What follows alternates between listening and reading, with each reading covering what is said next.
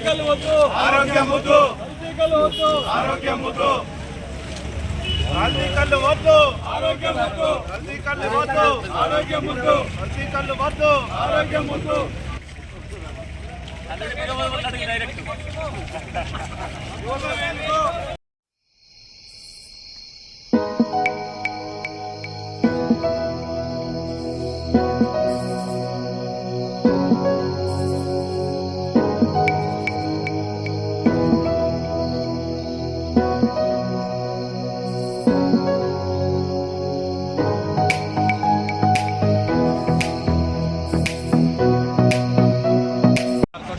బ్యూరోలో డిఎస్పీగా పనిచేస్తున్నా. నేను నిజామాబాద్ రీజనల్ ఏరియాకు ఇన్ఛార్జిని. కామారెడ్డి, నిజామాబాద్, నిర్మల్, ఆదిలాబాద్ ఏరియాలో ఈ కల్తీ కళ్ళు, అదేవిధంగా డ్రగ్స్, మారకద్రవ్యాల నిరోధకం విషయంలో చాలా స్ట్రిక్ట్గా పనిచేస్తున్నాం. మా యొక్క సందేశం ఏంటంటే, ఎట్టి పరిస్థితుల్లో మారకద్రవ్యాలు అనేది దానికి యువత ముఖ్యంగా ఎవరు బానిస కాకూడదు, పర్టికులర్గా యువత దీనికి అట్రాక్ట్ కాకుండా ఉండాలనే ఉద్దేశంతో ఇలాంటి కార్యక్రమాలు పెట్టడం జరుగుతుంది.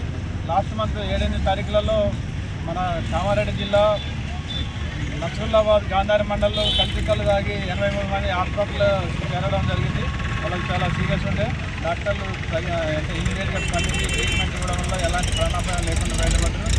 అలా జరగకుండా ఉండాలనే ఉద్దేశంతో మేము ఏమంటే మా డైరెక్టర్ గారు సందీప్ శాండిల్య గారు పిలిచి మరి ఏం చేద్దామంటే ఇట్లా పబ్లిక్లో అవేర్నెస్ తీసుకురావడం చాలా ముఖ్యమైన ఉద్దేశంతో ఇలాంటి ప్రోగ్రాం పెట్టడం జరిగింది. ఒక 15 డేస్ బ్యాక్ మొత్తం 22 టీములు ఏర్పాటు చేసి జిల్లా మొత్తం ఒకే రోజు ప్రతి మండలంలో 4 గ్రామాలు సెలెక్ట్ చేసుకొని ఆ గ్రామాలలో ప్రజల్ని కేటర్ చేసి ప్రజల్ని ఒక చైతన్యం చేసే కార్యక్రమం చేసినాం. అక్కడ చాలా మంచి రెస్పాన్స్ వచ్చింది ప్రజల్లో. అదేవిధంగా ఇప్పుడు మన నిజామాబాద్ జిల్లాలో 26 టీములు పెట్టి నిజామాబాద్ జిల్లా మొత్తం ఒకే రోజు ఈరోజు మే 7వ తారీఖు నాడు నిజామాబాద్ జిల్లా మొత్తం ఇదే కార్యక్రమం చేస్తున్నాం. దానిలో భాగంగా నేను సాలూరు మండలంలో ఈ 4 గ్రామాలు సెలెక్ట్ చేసుకొని ఫస్ట్ సాలూరులో ఈ ప్రోగ్రాం ఏర్పాటు చేయడం జరిగింది. ఈ ప్రోగ్రాంకు పెద్ద ఎత్తున ప్రజలు మద్దతు తెలిపి కల్తీ కళ్ళు వద్దు, మంచి జీవితమే ముద్దు, కల్తీ కళ్ళు వద్దు, మంచి జీవితమే ముద్దు అనే నినాదంతో మేము ఈ ర్యాలీ చేయడం జరిగింది. దీనికి వచ్చిన ప్రతి ఒక్కరికి కూడా పేరు పేరున ధన్యవాదాలు తెలియజేస్తాను. నమస్కారాలు. అదేవిధంగా ఈ ప్రోగ్రాం ఇంత పెద్ద ఎత్తున ఏర్పాటు చేసిన మన ఎస్ఐ గారికి, ముఖ్యంగా పంచాయత్ సెక్రటరీ, మిగతా ఈ మన గవర్నమెంట్ తరఫున ఎంప్లాయీస్ అందరికీ కూడా నా యొక్క హృదయపూర్వక నమస్కారాలు. ఇప్పుడు మనం ప్రోగ్రాం ఏంటంటే కల్తీ కళ్ళుని నివారించాలనే దాని మీద మనం ఈ ప్రోగ్రాం ఏర్పాటు చేయడం జరిగింది. ఇప్పుడు ముఖ్యంగా యువత దీనికి అట్రాక్ట్ కాకూడదు అనే ఉద్దేశంతో దీన్ని మనం ఏర్పాటు చేసుకుంటున్నాం. ఏంటంటే చెడు అలవాట్లు వద్దు, మంచి జీవితమే ముద్దు. చెడు అలవాట్లు వద్దు, మంచి జీవితమే ముద్దు. ఇప్పుడు మన కళ్ళ ముందే మనకు ఎన్నో ఉదాహరణలు కనపడుతుంటాయి. ఇప్పుడు మన సాలూరుల నుంచే మన ఒక అబ్బాయి ఐఆర్ఎస్కి సెలెక్ట్ అయ్యిండు ఒక 5-6 ఏళ్ల కింద. అది మనం గ్రేట్, మంచి అనేది తీసుకోవాలి. అట్లే మన పిల్లలకు ఏదైనా ఉన్నప్పుడు అటు చెడు అలవాట్ల గోబైనప్పుడు, అరే బాబు అట్లా గోబాకురాదు బాబు, మన పిల్లగాడు చూడు మంచిగా చదువుకొని ఇప్పుడు రాజ్యాలు వెళ్తుండు, మనం కూడా అట్లా చదువుకోవాలి, పైకి రావాలని. అంటే చెడు ఉంటుంది, సమాజంలో మంచి ఉంటుంది, కానీ మన పిల్లల్ని మంచి వైపు మళ్లించడానికి కళ్ళ ముందే కనపడుతుంది. ఈ అమ్మాయి అయింది మంచిగా ఎస్ఐ అయింది, ఎంతో ఇప్పుడు మన పాతకాలం పోయింది. ఎవరో పటేల్ చెప్తే ఉద్యోగాలకు వచ్చే రోజులు పోయినాయి. ఇప్పుడు ఎంతో కష్టపడి డిగ్రీలు చదివి, పీజీలు చదివి, మంచిగా ఎగ్జామ్స్ రాసి, మళ్ళీ ఫిజికల్ టెస్ట్ చేసి ఇన్ని చేస్తే మనకు జాబ్ వస్తుంది. అంటే మనం చదువుకొని మనం ముందుకు పోతే మనకు మంచి జాబ్ వస్తుంది, మన జీవితం మంచిగా మారిపోద్ది. మేమంటే ఇప్పుడు మన తరం అంటే అయిపోయింది. నేను కూడా 59 ఇప్పుడు మన తరం అంతా అయిపోయింది. మన వచ్చే తరం కూడా ఈ చెడు అలవాట్లకు బానిస కాకుండా ఉండాలనే ఉద్దేశంతో ఇప్పుడు మా డైరెక్టర్ గారు సందీప్ శాండిల్య ఇప్పుడు రాష్ట్రం మొత్తం అయితే ఇవాళ మా యాంటీ నార్కోటిక్ బ్యూరో రాష్ట్రం మొత్తం అధికారులను కూడా ఓన్లీ మన ఇప్పుడు నిజామాబాద్ జిల్లాలో ఒక 26 మండలాలలో మొత్తం ప్రతి మండలంలో ఒక 4 గ్రామాలు తీసుకొని ఆ గ్రామాలలో ఇట్లా పబ్లిక్ని గ్యాదర్ చేసి వాళ్ళకు 4 మంచి ముచ్చట్లు చెప్పి కొంత ఇప్పుడు ఒక 1000 మంది అయితే ఈ ఊర్లో 5000-6000 మంది జనాభా ఉంటే కొంతమంది కన్నా ఈ రోజు ఏదో వచ్చారంట, పోలీసు వాళ్ళు మీటింగ్ పెట్టారంట, ఈ కల్తీ కళ్ళు తాగొద్దన్నారంట, గంజా దాంట్లో కూడా ఈ మత్తు పదార్థాలు ఈవెన్ కళ్ళుతో వదిలేస్తే రిమైనింగ్ మత్తు పదార్థాలు కూడా అలవాటు అవుతా ఉంటాయి. సరే మనం అంటే తెలియని చదువు రాని వయసులో తీసుకుంటా ఉన్నాం. తెలిసిన వాళ్ళు చదువుకున్న వాళ్ళు కూడా దాన్ని బారిన పడుతున్నారు. కాబట్టి ఏదో పోలీస్ వ్యవస్థనో లేకపోతే ఎక్సైజ్ వ్యవస్థతో కాదు, ఇది మన సమిష్టి కృషి. మనం అందరం మన పిల్లల్ని డిసిప్లిన్గా పెంచుకోవాలి. వాటి దృష్టికి తీసుకుపోనియకుండా మన పిల్లలకి ఇప్పటి నుంచి చెప్తేనే, వాళ్ళ మీద కంటిన్యూ మానిటరింగ్ ఉంటేనే మనం దీన్ని నివారిస్తాం. మీన్ బయట పబ్లిక్లో పోనీయకుండా ఆపగలుగుతాం. ఓన్లీ పోలీస్ వాళ్ళే రైడ్ చేయాలా, లేకపోతే మేము ఎవరము పట్టించుకోము, ఓన్లీ మీరే చేయాలనే వ్యవస్థ కాదు. ఓకే, మేము చేసాం 100%. దానికి ఎంత లీగాలిటీ ఉందో, మా చేతులలో ఎంత అధికారం ఉందో అది చేసే ప్రయత్నం చేస్తాము. కాకపోతే అందరి బాధ్యత అని చెప్పేసి నేను దీన్ని చెప్తా. మీ అందరికీ దృష్టిలో ఉండాలని చెప్తున్నా. సమిష్టి బాధ్యత ఇది.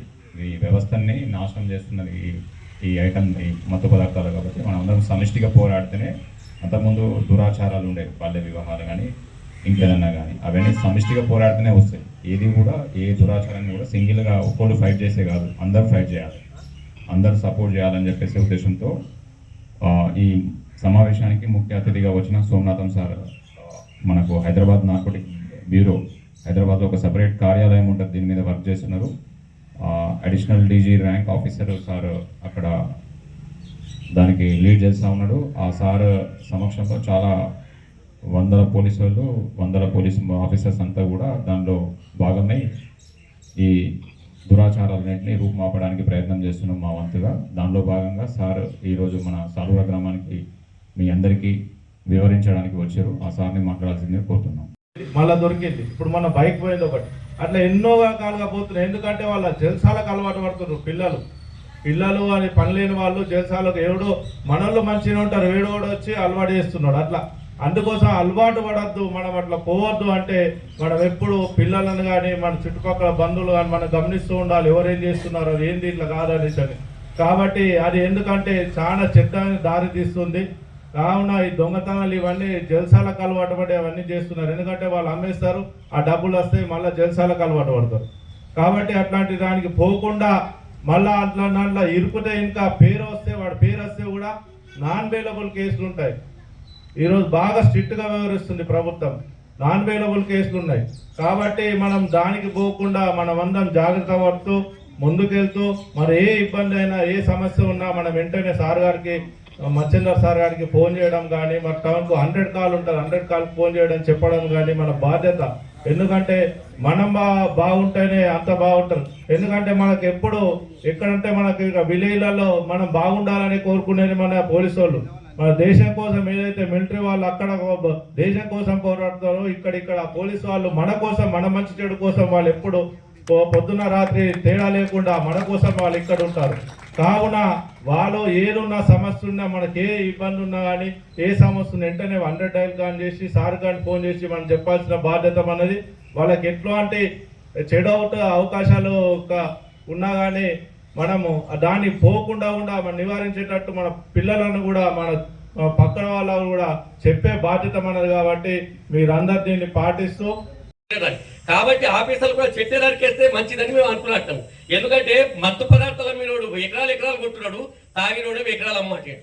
ఇది అందరికీ దగ్గర సత్యం. ఈ 5-6 సంవత్సరాల నుంచి అయితే పిచ్చిగా అయిపోయారు. మరి అదంతా తెలుసు కదా మీకు. మరి ఎందుకు చర్యలు తీసుకోవచ్చిన వాళ్ళకు దొరికినాక మళ్ళీ ఏం చేస్తున్నారు, నాన్ బెయిల్ ఇచ్చేస్తున్నారు, మళ్ళీ ఎమ్మడే రిలీజ్ అవుతున్నారు. వాళ్ళు కఠినంగా చేయండి. ఇవన్నీ మీటింగ్లు పెట్టడం కూడా అవసరం లేదు. వ్యవస్థ అనేది మీకు అధికారం ఇచ్చినాం. మేము చెప్పుడు అలాగుంటుంది, మీరు చెప్పడం అలాగుంటారు వాళ్ళకి. ఎందుకంటే మేము చెప్పిన వాళ్ళకి మేము ఫైటింగ్ చేస్తున్నారా? అదే మీకు అధికారం లేదు కాబట్టి మీరు ఏ చర్యలు తీసుకున్నా ఎవరు అధికారం లేదు. ఇప్పుడు ఎవరో వ్యక్తి పేరు చెప్తున్నాను, ఈయన తాగుతున్నారు సార్ ఆగమాగమని, వాడు రేపు శత్రువు మరలా. మీరు అధికారం లేదు కాబట్టి మీరు కఠినమైన చర్యలు తీసుకోండి. ఎందుకు తీసుకురొచ్చారు? ఇంత ఘోరంగా జరుగుతున్నది. నిజామాబాద్ జిల్లా ఇండియాలో ఫస్ట్ ఉన్నది మత్తు పదార్థాలలో. ఒకటి మళ్ళీ తాగుతూనే పని చేస్తున్నాడు మనిషి.